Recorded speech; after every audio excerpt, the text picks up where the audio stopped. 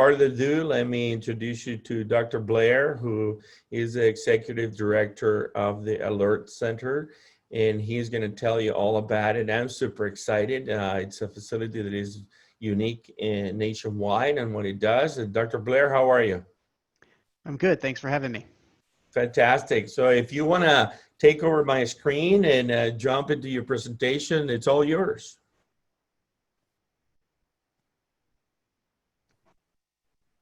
All right. So I'm going to tell you about what Alert does first and then talk about some of the technology things that may be helpful to us and give you some ideas and hopefully get more ideas back from you.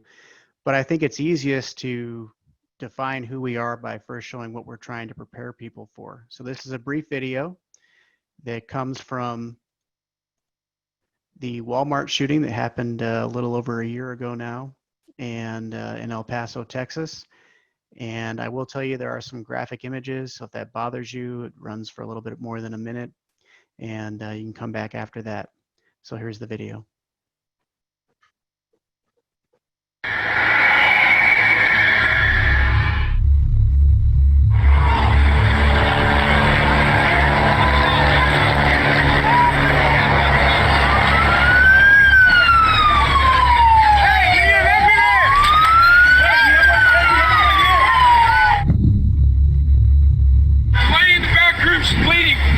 Shot in the leg.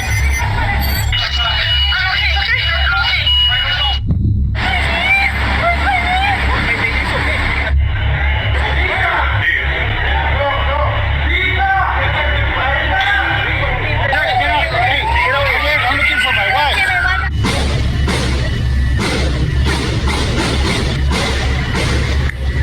Awesome guns in Walmart right now. AK.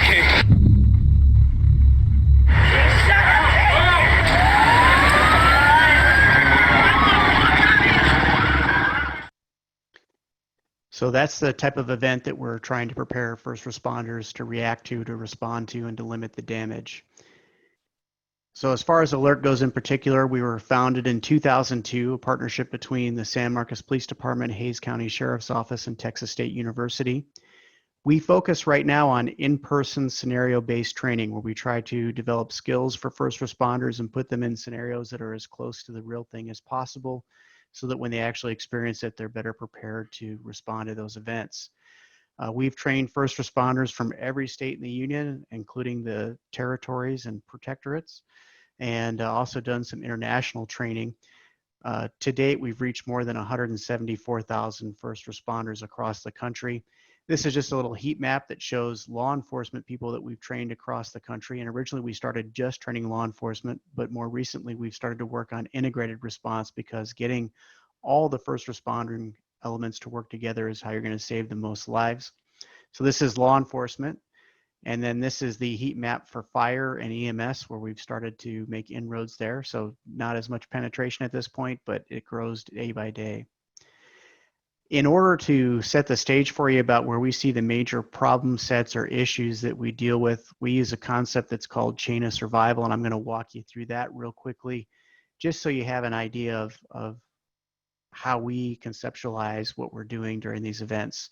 So you start with this person here on the left. This is a person, potential victim in an active attack, and we want to move them over here to the right. Now, when I'm talking to cops, I've always got to tell them, no, that's not a suspect with their hands up. That's a survivor with their arms raised in a V for victory, okay?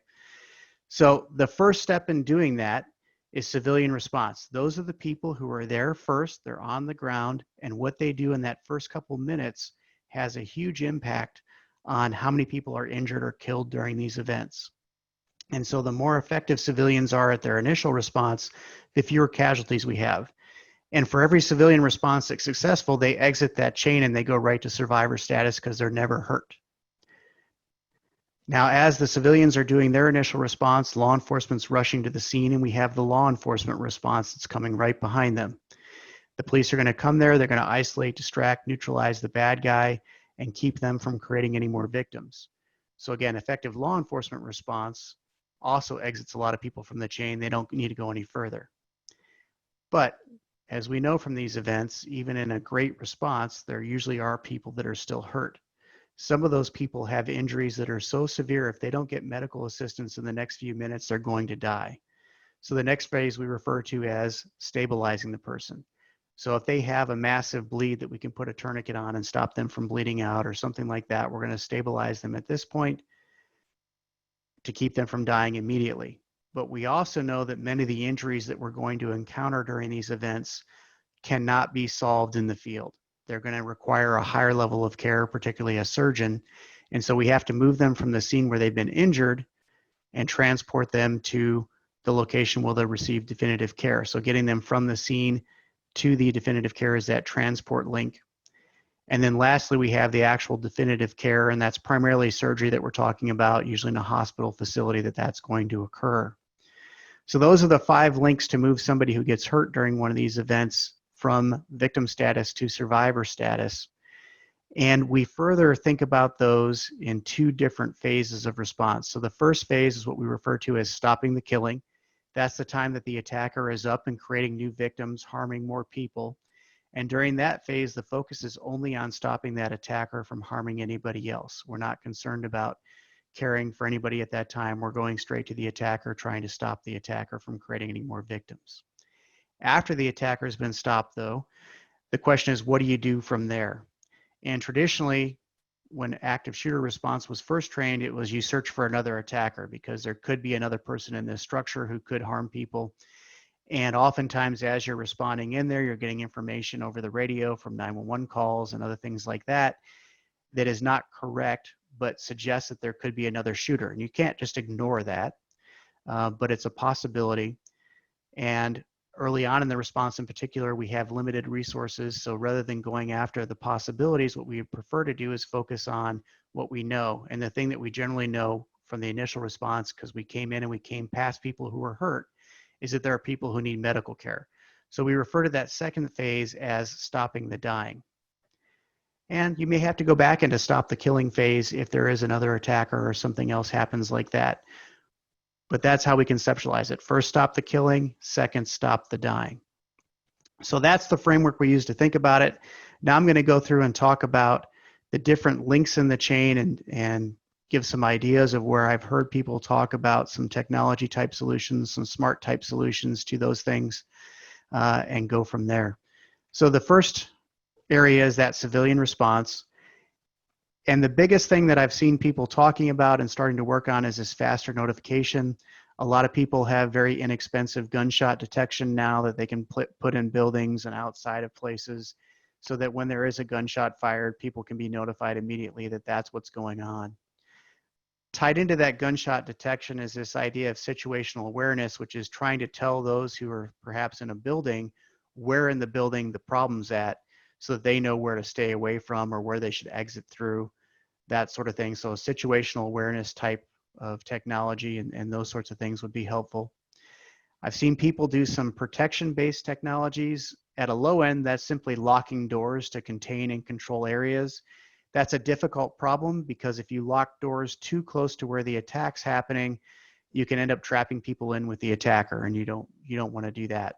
At the high end of that, I've seen people talk about installing strobe lights and other things like that that may be able to disorient or even disable an attacker through that type of technology. And another area is rapid exit. If we can create an avenue for that person to get out very quickly, then they're out of the attack site. They're less likely to become a victim.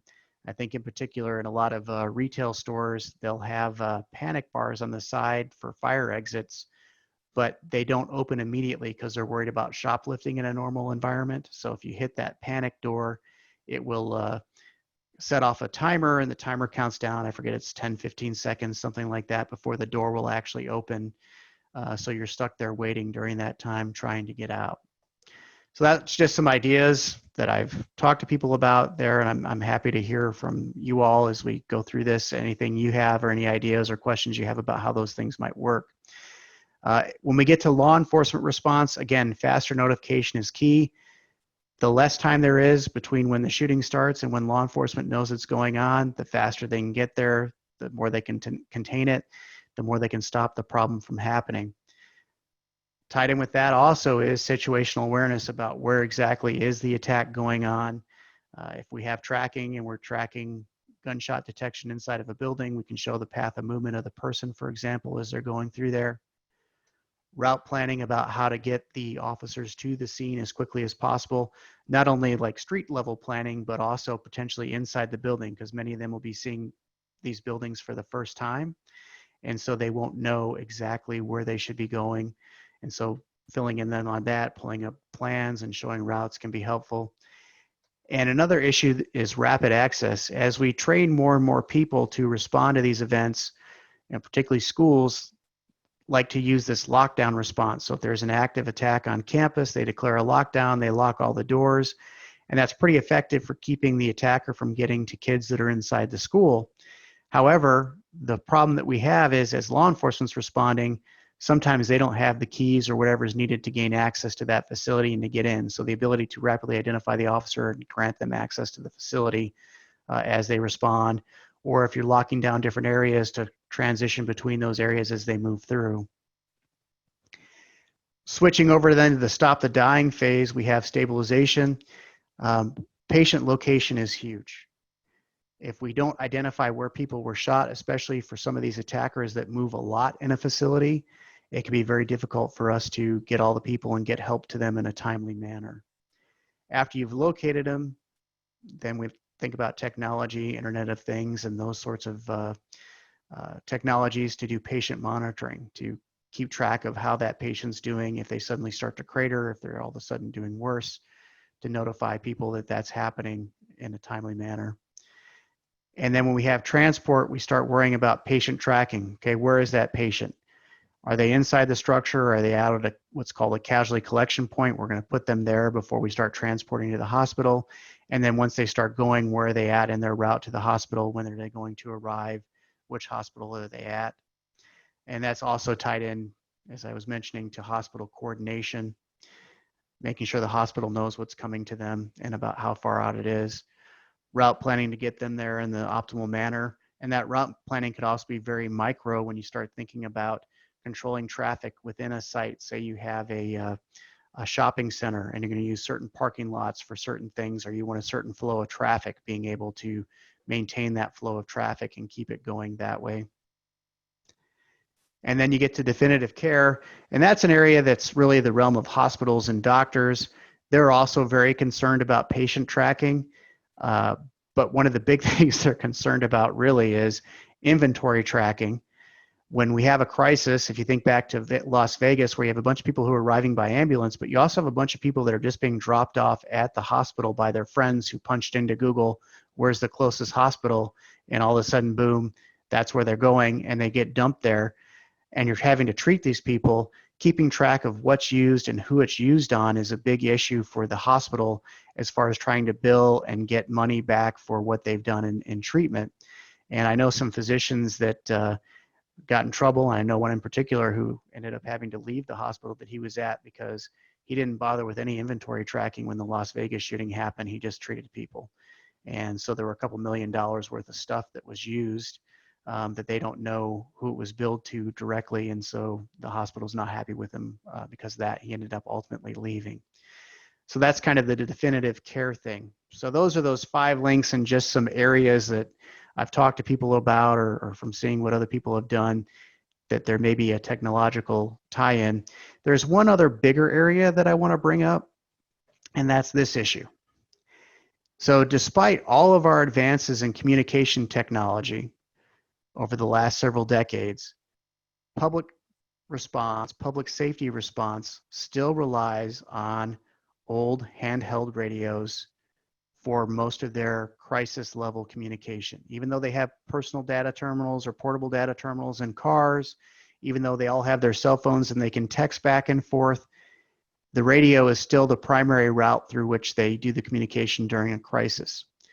And that radio has all kinds of issues, but the biggest issue is when you press the button on the radio, everybody else is dead. No one else can talk. No one can get in. And that causes all kinds of issues in trying to coordinate. Another related topic to that is that there are issues with being able to transmit with those radios because they're not particularly powerful. And so when you go into a large structure or a structure that has a lot of concrete, a lot of steel, oftentimes you can't transmit out successfully. And so that causes a problem. And we've talked to some people about potential for using mesh networks and things like that to kind of expand your range as you push into a structure. But I think the technology exists to solve this problem. I know it because my kids use it all the time when they're gaming. Where they've got dozens of people on, all talking at the same time, and they're able to manage, control, shunt them to where they need them to be, and keep track of what they need to keep track of. Just that hasn't crossed over into that public safety sector at all yet, and so it's there. The other thing I didn't mention during my notes here is that we are starting to do a lot of e-learning, and we're starting to look at the use of VR and AR to supplement the training, where we can do some in-training person first and then send out kits afterward so that you can do sustainment and hopefully over time even improve your skill set that you receive from the in-person training. So that's my prepared lecture notes, and this is my email address if you want to email me, and I'm happy to answer any questions you all might have. Awesome, fantastic, wow. That's I love the whole sharing of the framework, and then obviously brings it home watching what happened in El Paso. Um, tell us well, where do you, if there are two or I mean you share multiple areas of opportunity, and probably communications being the most important one. I know that there is the federal government has a new initiative that AT&T is executing called FirstNet, where first responders are supposed to stand up this, using 4G LTE as the next generation technology, and 4G supports voice over LTE. So this whole push to talk thing would go away as we know it. But obviously every county needs to stand it up, and so that's going to take a while. So other than solving that problem, which I think it's on its way with FirstNet, where would be the top three things that need a little more research, or what something unique? What is the biggest bang for the buck in terms of saving lives? So the most important link in that whole chain is the civilian response part of it. Mm-hmm. Because if those civilians respond effectively to start with, they aren't there to be victims. Mm-hmm. And then you don't have to deal with the whole rest of the chain. So anything that ties into alerting them more quickly, helping them to act more effectively when they start to take their protective actions, those things I think are the biggest bang for the bucks in saving the most lives. Mm-hmm. And I think the technology cost on that has come down dramatically on like gunshot detection and things of that sort. Sure. But anything along those lines, I really think is going to help save lives. Right. I wonder if the team that is focused on their next panel, they're local citizens. They have been witnessing mass shootings for as long as we're adults. Anybody has any questions for Dr. Blair? Any curiosity about anything? I have a question, Andres. Go ahead. I am wondering how this is affected by COVID, and if the technology that's been rolled out due to COVID in the last, 3 to 6 months is actually also going to accelerate technology being deployed for these purposes. So I think the answer is yes, COVID's had an impact. The first responders are being more cautious about their exposures and things of that sort. Yes, we, at Alert in particular, we've been accelerating our electronic digital posture to do more of the e-learning stuff and get more of that out there more quickly. But what you'll find with law enforcement and then fire services, somewhat slow, but they're more organized than law enforcement is. It's so fragmented that getting mass penetration and getting a massive sea change takes a long time to do. And that's part of the problem we have with the radios and those sorts of things that go on right now, is that there just isn't, there's not standardization. And so all these people have different vendors for their technology. They all have different hardware systems, they all have different software systems. And so because of that fragmentation, it's really difficult. And even within cities, you'll sometimes find that the fire and police operations don't coordinate with each other. And so they didn't talk to each other about whatever technology solutions they're using. And so one side has this really slick solution and the other side has no idea it exists.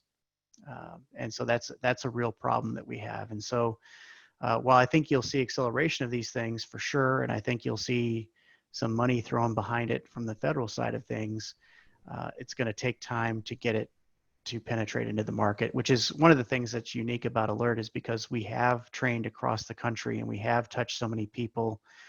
We've at least had a touch in more than 9,000 police departments across the country. So that's a little bit more than half of all law enforcement agencies. Mm-hmm. So we have that touch at least and some credibility there for when solutions do come forward and there are ideas that do work, and we can help in the development of those. We can certainly also help in the pushing those out into the public sector, public safety. Right.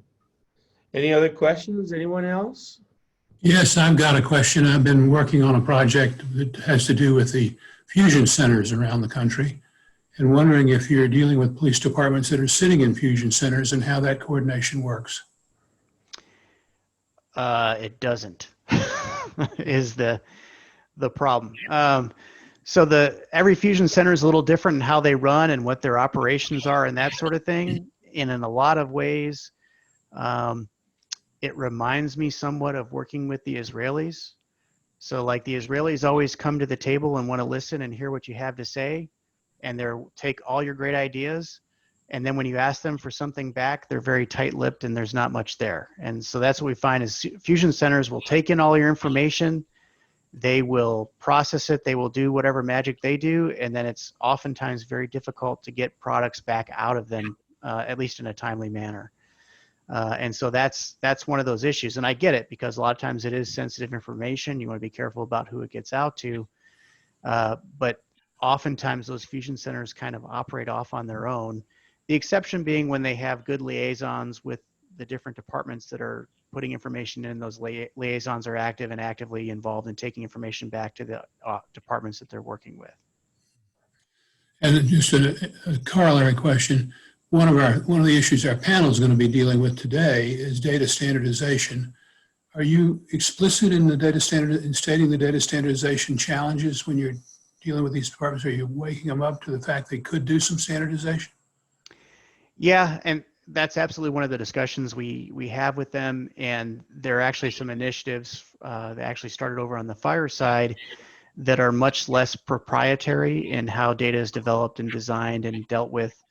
And so with the idea that you're not now married to this particular industry partner that you chose as your first thing.